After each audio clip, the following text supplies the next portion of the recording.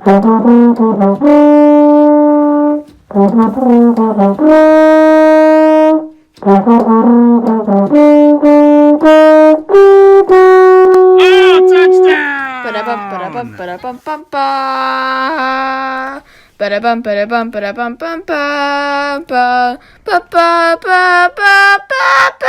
right, week 10 of the NFL.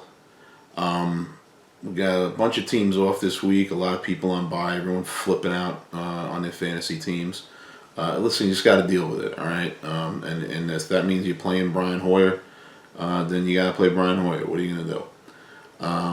But before we get to the picks, just wanted to I was interested in seeing how my picks fared against all the top NFL analysts, and I stumbled on this site, NFLPickWatch.com, which basically compiles all the the predictions, straight up predictions, for all the people on TV and internet and all those other things that half these people I'm not aware of, but they're doing their thing, so good for them.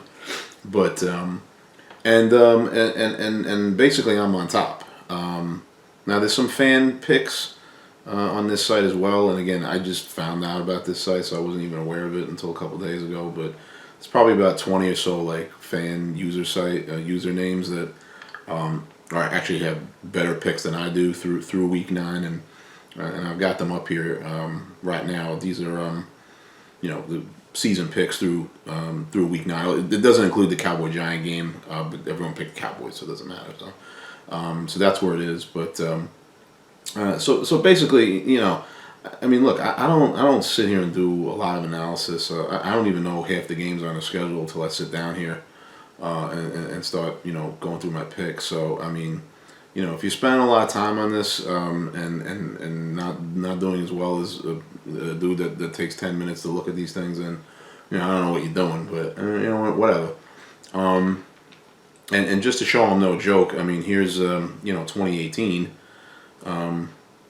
last season, including regular season and playoffs, and Jamie Eisenberg of CBS is the only one that did me one better, for the season. And again, not to brag here, but there's a little bit of a vig going against my picks because I pick the Cowboys to win every week, no matter what, because I'm a homer. If I was really being honest with myself, I'd probably be a few games better. Let's be honest. But anyway, so take a look at that. I just found it to be very interesting, and basically, anybody can do this job. So, but anyway, let's get to week 10. Your Thursday night, you get the Chargers at the Raiders. One of the last few games at the Oakland Coliseum. Place will be bananas. The Chargers had a nice win against Green Bay. Really, probably the biggest shock of the week, other than a cat running on the field in the Giant Cowboy game. But the Chargers beating the Packers the way they did. I didn't watch a lot of that game because I had a lot of fantasy interest in the Detroit-Oakland game and whatever the hell the other game was that was going on at the time. I can't remember now. Oh, Seattle at Tampa Bay. So I didn't watch a lot of that Green Bay Charger game, but it's just one of those games where you kind of look at it and go, huh? But good for the Chargers. Maybe they're on the way back. I mean, the AFC West is still somewhat competitive, because the Chiefs stumbled earlier in the season. But and let's take a look here. I mean, Raiders are 4-4, Chargers are 4-5. Chiefs are 6-3, and they still all got games against each other. So this will be a big game here. I'm going to take the Raiders again at home because I just don't trust the Chargers. I mean, they're going to believe their own hype, and they're going to go into a primetime game in Oakland. Probably go back to the Chargers that we know and love. So, but this will be a good game, and I'll go with the Raiders on this one. So let's go to Sunday early games. Detroit at Chicago. Chicago's turning into a real mess right here. I mean, I've said all year that I thought they'd regress from last year, but defense is not playing well. Offense can't move the ball. People on TV are screaming that they should get Cam Newton. I don't know how that's going to help. But, I mean, the Bears are kind of a mess right now. But, the Lions, you can't really trust them now either because, they're running games up in the air. Kerryon Johnson's hurt. I mean, I don't know. I think I'll take the Bears here to bounce back. Lions historically are not good on the road anyway. This would be the perfect game for the Bears to try and get back into this thing. But they're they're in last place right now, right? Yeah, they're 3-5. They lose this game there. I mean, they're basically out of it. I mean, they're almost out of it anyway. But this would be a last gasp. But I'll take the Bears here in a low-scoring garbage game. Then you get Baltimore at Cincinnati. Baltimore, the hot defense pickup last week, or for this week, I should say. I picked them up last week because I like to get ahead of the game. But Cincinnati's going to be trotting out Ryan Finley. AJ Green is back, so that might be helpful. But the Bengals are just going to be overmatched here, and then the Ravens. This game might be closer than you would expect, because Baltimore's coming off that high beat New England, but. Baltimore win this game. Now, listen, you like that they beat New England last week, Baltimore, and again, I've been saying, now that, they're the only hope to keep New England out of the Super Bowl. But, before we get too excited, and again, Baltimore has a very unique running style, and obviously New England had a lot of trouble with it. But, Belichick's going to have, 8-9 weeks to study the film on that. And I guarantee you when they play in the playoffs, he's going to be ready for it. And that's what concerns you. And the game might still be in New England. So, don't get too excited just yet.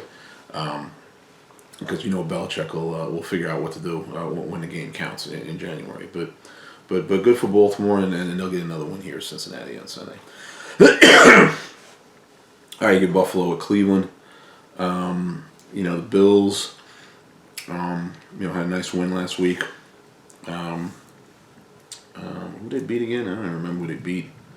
They beat the Redskins. I mean, of course they're going to beat the Redskins. But, listen, the Bills are 6-2. Great chance to make the playoffs. Here's another game.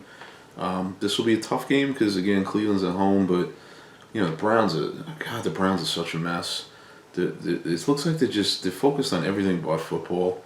Baker Mayfield, tantruming on reporters. Landry and Beckham almost couldn't play in the second half because they had to wear weird shoes or whatever. I mean, it's just like they're just focused on the wrong things, Cleveland. Like they're just, they bought into their own hype about how they should be good this year. And listen, they're talented, but they're just focused on a lot of things that are not football related, and it's shown on the product on the field. Now they get Kareem Hunt back, but. To be quite honest, Nick Chubb is the only consistent thing that's delivered for the Browns this year. I mean, he's running the ball well. He's delivering from a fantasy perspective. And now you have Kareem Hunt coming in to maybe cut into some of his touches. And, Chubb's been the one thing the one consistency for the Browns this year. So, I don't know. I'm going to take Buffalo to win this game. Again, Cleveland might end up being feisty here, but... the Bills are trying to lock down a wild card spot, and if they win this game, they're on their way to doing that. So, but Kansas City's at Tennessee. Mahomes may or may not be back. I don't know that it matters that he is. I mean, they got a much needed win at home against Minnesota. Listen, they can still move the ball with Matt Moore. Tennessee's going to struggle to do that, I'm going to take the Chiefs here. Because I just don't trust Tennessee to do anything. You get Atlanta at New Orleans. The Falcons are, just continue to be hot garbage. The Saints coming off a bye. They got everybody back now. They might be the best team in the NFC. They're going to steamroll Atlanta. I got Latavius Murray and Alvin Kamara in one of my fantasy leagues. I might just play them both because I'm kind of thin at RB. I got Jalen Samuels, but if Connor plays, then he's out. But if you've got Murray and Kamara, just start them both because New Orleans is going to run over this team. They're probably the best team in the NFC right now. Then you get the Giants at the Jets. Well, Jets at the Giants, whatever. It's in the Meadowlands. The Jets are the home team. But that black cat that ran on the field last week is going to be 10 times more interesting than this game. The Giants are feisty. They'll be in games. They can move the ball. The Jets, on the other hand, cannot move the ball for the most part. You get Ghost Hunter, Sam Darnold out there. Just throwing the ball up for grabs. They lose to Miami, which I took the Jets last week, but I had a sneaking suspicion Miami was going to win that game. I don't know who's winning this game right here. I hate taking the Giants, but I mean the Jets are such a mess right now. They're actually a bigger mess than the Giants, which is surprising. I'll take the Giants to win this game, but nobody cares about this game. People in New York, New Jersey don't care about this game. And then our last Sunday early game, you get Arizona and Tampa Bay. Arizona's going to be feisty. Kyler Murray looks like he's for real. He's getting better every week. Tampa Bay, had a great output in Seattle. They hung with the Seahawks, but couldn't get the ball in overtime when it counted. So what are you gonna do there? But I'm gonna take Arizona to win this game. I think Arizona's feisty. They got a little bit extra rest because they played Thursday night, and so they got a couple extra days of rest. And again, this could be another nice shootout game. So get ready, get your fantasy guys in this game if you got them. And then let's see what we got. We got the Sunday afternoon, late afternoon games. Miami's in Indianapolis. Miami finally won a game. Congratulations. Now you're gonna go play the Colts. I don't care who's playing quarterback. Colts are gonna win this game. They almost pulled it out in Pittsburgh last week, but had a couple of mistakes. But they played well even when Brissett gets hurt. I mean, that's they're a well coached team, the Colts. So they overcome luck. Retiring, they played well and hung in there. Even Brissett went out. Brissett might actually play in this game, but it doesn't matter because Miami's got their win. They're happy now, and they'll be content to get blown out in Indianapolis. Carolina's at Green Bay. This will be a good game. Carolina and Green Bay are. Green Bay's obviously leading the North, and Carolina's right in there for wild card. I'm going to take Green Bay here because Aaron Rodgers is not playing two garbage games in a row like that. And, again, but this will be a close, hopefully high-scoring game. Carolina's good, but you don't trust them in a spot like this, especially going up to Lambeau, late Sunday afternoon game. So I'll take Green Bay to get that one there. Then you get the Rams at the Steelers. Steelers are kind of lurking themselves back in there. Let's see, they're 4-4 now. Suddenly, they're 2 back. They still got to play the Ravens again. They're back. They've gotten themselves back in the hunt. The Rams are coming off a bye. I don't know. This is a tough game because the Rams. What are the Rams? They're 4-4 too. What are the Rams here? The Rams are 5-3, but they're in third place. You got 49 of the Seahawks looking up at them.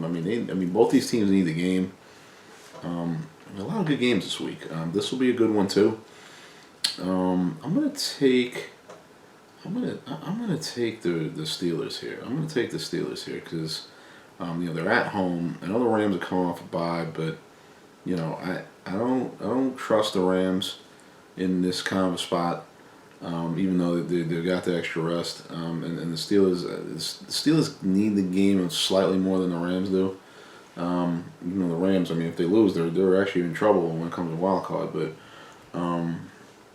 it's because so many teams got good records in the NFC. NFC is very top heavy this year. But I'll take the Steelers in this game. I'm not confident in that pick, but that'll be a good game. And then you get another good game Sunday night. Cowboys are back home, hosting the Vikings, and listen, can the Cowboys just come out and play hard when the game starts, and not wait till late in the second quarter? Again, when you play a team like the Giants, they're gonna win the game, but you can't be down 12-3 late in this first half and then decide to wake up.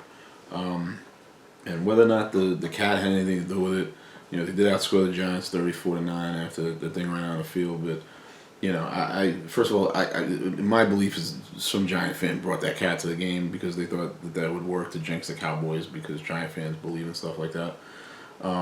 but it actually ended up helping the Cowboys supposedly. But what helped the Cowboys is that they're a good team and they actually decided to play well. They turned it on. So, but listen, they got to come out and play when the game starts Sunday night, and I think they will. Minnesota's probably going to be without Thielen. Again, you don't trust Minnesota in these types of spots, even though they're a good team. Kirk Cousins good one week, not so great the week after.